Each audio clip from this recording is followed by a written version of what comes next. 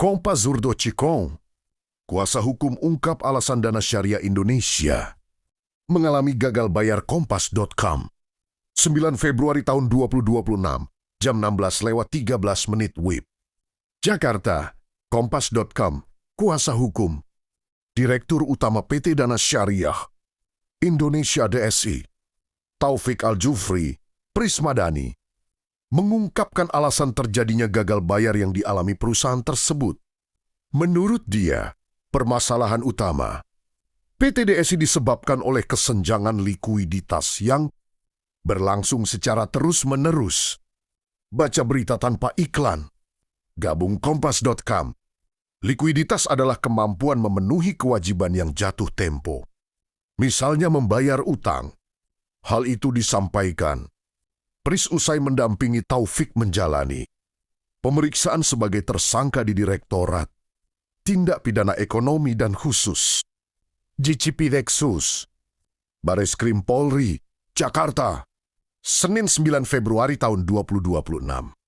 Aktivitas napi di Nusa Kambangan ada yang bertani, beternak, dan bikin es krim. Prabowo akan siapkan 1,2 rupiah triliun per tahun buat bayar utang wush, artikel Kompas.id. Jadi kalau ditanya kenapa kemudian bisa terjadi proses gagal bayar, itu salah satu diantaranya itu bahwa proses berjalannya. DSI itu mengalami gap likuiditas ya, Pak ya? Gap likuiditas yang terus itu terjadi.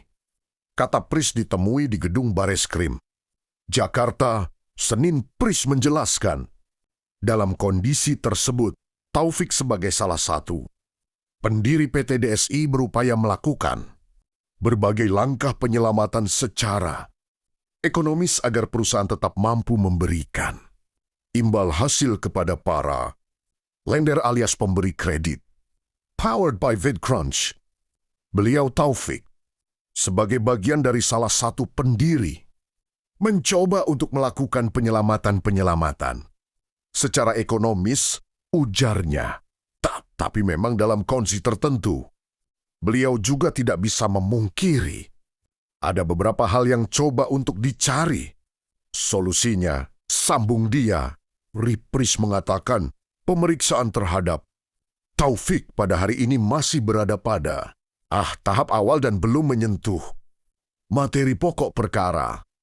Meski demikian, ia menegaskan kliennya bersikap kooperatif dan siap mengikuti seluruh proses hukum. Sebagai bentuk tanggung jawab, Taufik disebut bersedia memenuhi kewajibannya kepada para lender.